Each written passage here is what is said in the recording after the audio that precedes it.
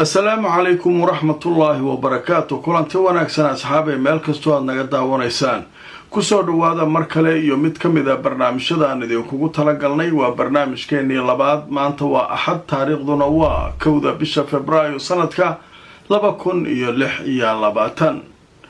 qodobada barnaamijkeena aan idinkugu soo gudbinayno waxaa kamid noqon doona Trump oo mar kale ka hadlay wada hadallada la sheegay in laga dhex wado Iran iyo Mareykanka, iyo isagoo sheegay in rajo laga qabo in wada hadalladaas horumar laga gaaro xilli Israa'iil ay u dirtay Washington abaanduulaha ciidanka Israa'iil iyo wafdi kale si ay Mareykanka ugu qanciyaan inaanu ka laaban weerarka Iran waanta Turkigu wadana uu iska diido. haddaba maxay ka falaysaa Israa'iil oo ay ku doonaysaa dagaal ka qarxa gobolka? haddaba tafaasiisha wararkaas waan idin hayaa. Israa'iil oo shalay nagta ka saartay goob ay ku sugnaayeen koox basaasiin ah oo la shaqaynayay isla Israa'iil gudaha magaalada Gaza. sababta ay nagta uga saartay maxay tahay? waan idin hayaa tafaasiil iyana sheekada ku saabsan. warbaahinta Mareykanka oo maanta qoray warbixin ay leeyihiin Mareykanka lafihiisu u baqay dagaalkana isaga ayaa dib u dhigay xilli la sheegay in ay baylah yihiin saldhigyadiisa gobolka oo haddii uu weeraro Iran isaguna ciidamadiisa dukum daakum laga dhigayo. marka waxaa la sheegay in hadda Mareykanku ay bilaabeen inay geeyaan saldhigyo kasta oo gobolka ku yaala hanaanka difaaca gantaalaha. haddaba ma la isgaadayaa mise wada hadalaa socda? sheeko ayaanu ah markaa wararkaas ayaanu kusoo qaadanaynaa barnaamijkeena. wararkii ugu dambeeyay ayaan idiin haynaa xaaladda gobolka bariga dhexe. intaan ku jirno kaga hadli doonaa qaybaha ugu horeysa arrinta gobolka bariga dhexe iyo xiisada u dhaxaysa Iran iyo Mareykanka wararkii soo kordhay.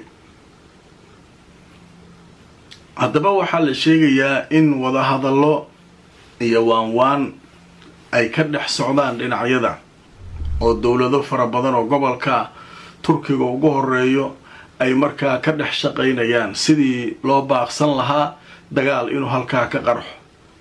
haddaba Trump oo aan looga baran hadallo qurxoon ayaa hadda bilaabay inuu luqadii uu ku hadlayay bedelo. maalmihii lasoo dhaafo dhan wuxuu lahaa waan dul joognaa, ciidan baan u diray, haddaysan ka jawaabin saasaan yeeli doonaa, waa garaaci doonaa waxaas. hadda luqadii waxaad moodaa leeyahay inuu bedelay. hadda war goordhow soo dhacay oo telefishinka Al Jazeera ay faafiyeen waxay yidhaahdeen war degdeg ah. Trump wuxuu sheegay inuu rajaynayo in heshiis lala gaaro Iran. macnaha heshiis inaynu wada gaarno ayaanu rajaynaynaa u bilaab. marka haddaad hanjabto iyo haddii kale adeeg ku taala wuu hanjabayaa, waa loo hanjabayaa. laakiin hadda waxaa leeyahay nooc maa wada hadalladu waxay u muuqdaan inay waxoogaa yadadiilo leeyihiin oo macnaha Mareykanku uu sidii hore u ka dabcay. Trump waa tan hadda uu leeyahay warka degdega ah waxaan rajaynaynaa in heshiis aanu gaarno annaga iyo Iran. haddaba meesha halkaa markay marayso Israa'iil wafdi degdega ayay u dirtay Washington. waxaa hogaaminaya abaanduulaha ciidanka ayaa hogaaminaya. ujeedada ay u tageen Washington waxaa lagu sheegay inay Mareykanka ka dhaadhiciyaan inaanu aqbalin waanta uu Turkigu wado. waxay leeyihiin Turki sidiisuba waa shirqool socda, waana necab yahay, afkuu noo cadaynayaa. marka ninkan waanta ha ka yeelin, qorshahaagii meel mari, Iran garaac, isku baaba'a, annaga waxayna soo gaara nasiibkeen. laakiin waxaa dani noogu jirtaa Iran oo dhulka lala jaro, iyada keligeed ma aadi karto mogtahay. waxay rabtaa marka Mareykan iyo Iran iyo qoorta inay isu gelayso, laakiin ma oga laftirkeedu in dukum daakum laga dhigayo. marka waxay leedahay ha aqbalin waanta Turkiga. marka waantii iyaduna rabtaa inay ka hortagto wafdigaasay u dirtay Washington. haddaba marka aan tuso wararkii ugu dambeeyay telefishinka Sky News wuxuu leeyahay ninka la yiraahdo Zamir oo ah abaanduulaha ciidanka Israa'iil ayaa uga digay Washington wada hadallo inay la galaan Iran iyadoo wada hadalladaasna uu dhexdhexaadinayo turkiga. haddaba wargeyska la yidhaahdo waala ee israa'iil ka soo baxa ayaa caawa qoraya in israa'iil ay markaa dirtay wafdi uu hogaaminayo abaanduulaha iyaal zamiir iyagoo kulamo la qaatay mas-uuliyiin maraykana waxayna sheegeen cawaaqibka ka dhalan doona wada hadallada lala galayo tahraan ee uu turkigu dhexdhexaadinayo. iiraan waxay leedahay baalkii israa'iil waxay leedahay warweesha hala gelinina waan iska dhaafa turkiga lugooyu wadaa waxaasay ku qaylinaysaa.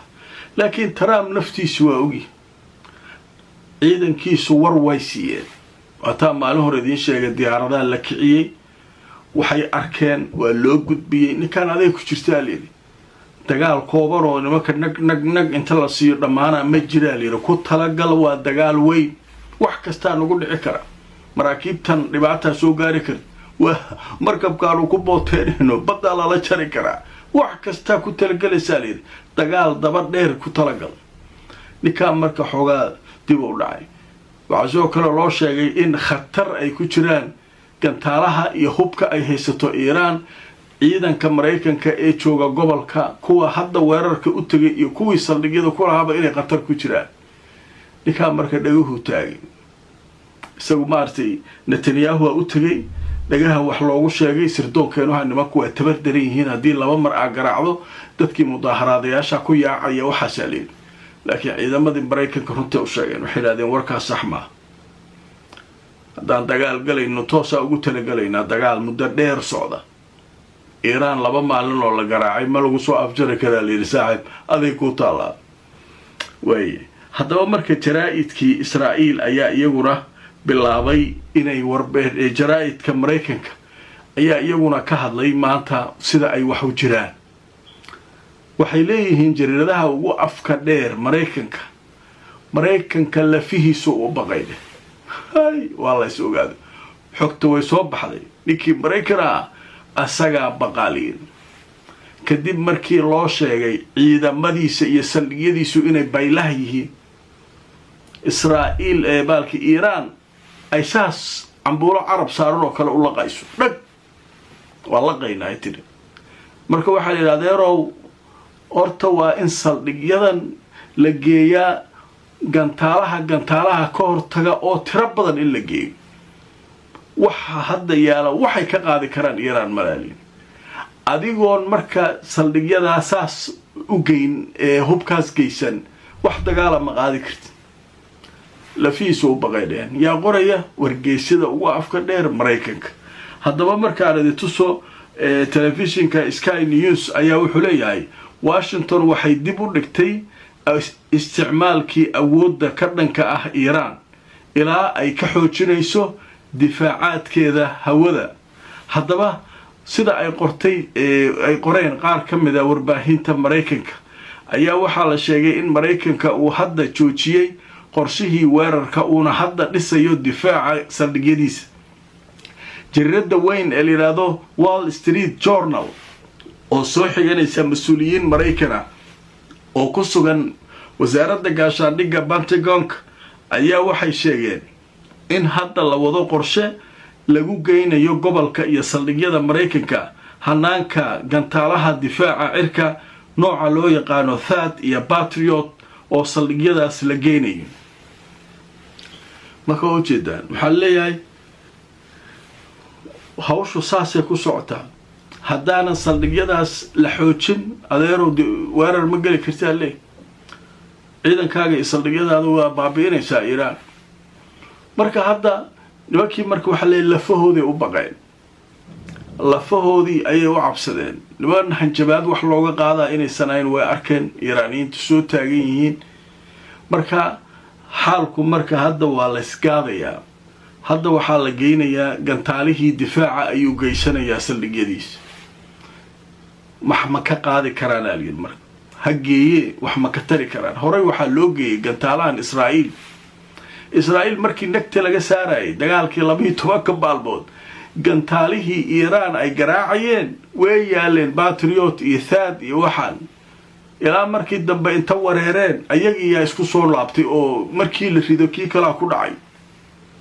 marka nimankaa niman waxooda la celi karaba ma ahana, laakiin saldhigyadu sidooda kale u baylaha u yihiine bal ha la geeyaa la yidhi meesha. marka hadda waxaa la wadaa qorshahaas gantaalahaasi lagu geynayo saldhigyada ayaa hadda socdaa la leeyahay.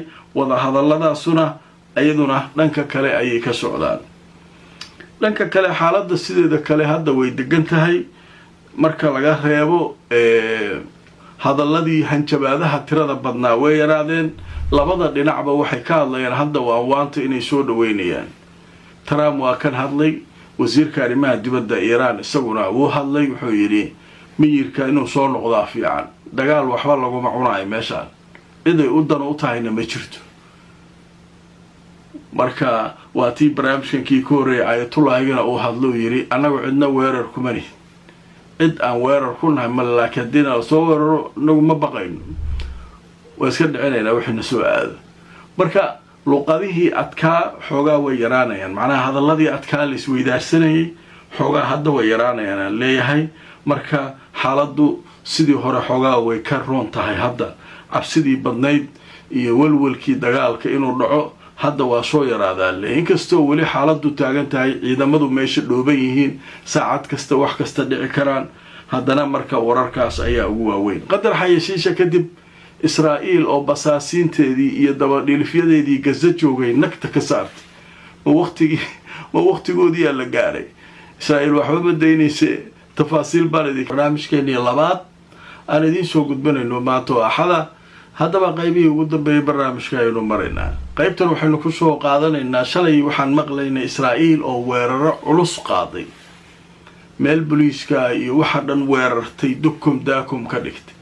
hadda Xamaas war soo saartay, waxay tiri Israa'iil waxay daba joogtay koox basaasiina oo la soo qabtay oo meesha lagu xiray oo la rabay in la toogto, la waraysto. koox iyaga u shaqaynayay, u fiirsada, koox iyaga la shaqaysanayay oo camiil u ahaa ayaa la soo qabtay, Gaza laga soo qabtay, Xamaasaa soo qabatay, meelaa lagu xiray, waraysiyaa lagu hayay. xog fara badan ay sheegi lahaayeen iyo cidda qortay iyo meeshay war ka siiyaan iyo waxay gudbiyeen si looga hortago marka in xogtooda la faafiyo. ayaa askartii wareysanaysay iyo kuwoodii meesha ay ku xirnaayeenba nagtee ka saaray. cumaladoodii dabadhelifyadoodii weeye ayay u shaqaynaya, iyaga way cuntay. marka meeshaan bal laysu naxariisanayo. telefishinka Aljazeera ayaa goordhow qoray, wuxuu leeyahay ma waxaa la soo gaaray xilligii shaqadoodu ay ku ekeed. Israa'iil oo duqaysay sabtidii shalay cumaladeeda ama dabadhilifyadeedii la shaqaysanayay Gaza ayay ku duqaysay.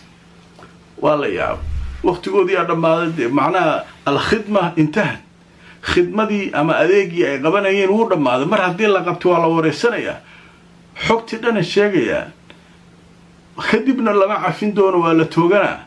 marka intaysan xogta faafin oo lasoo qabto saldhigga la keenayba waa la duqay. marka sheekadu markaa saasay ku socotaa. haddaba barnaamijkaygii labaad maanta oo axada waa naga intaa asxaabay, intaynu ka gaarayno barnaamijka saddexaad oo caawa saqdan dhexe aan soo gelin doono. saaxiibay asxaabay waxaan idin leeyahay nabadgelyo.